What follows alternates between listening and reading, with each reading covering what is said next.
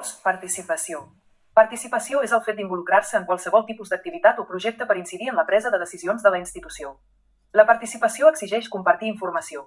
Requereix transparència i retorn dels resultats dels processos participatius. De la participació depèn sentir-se part de l'empresa i el treball en equip, cabdals per a la motivació. Conductes a promoure i crear canals participatius per a professionals i pacients, tutors legals, per comprendre les seves necessitats i poder-nos anticipar a les seves demandes.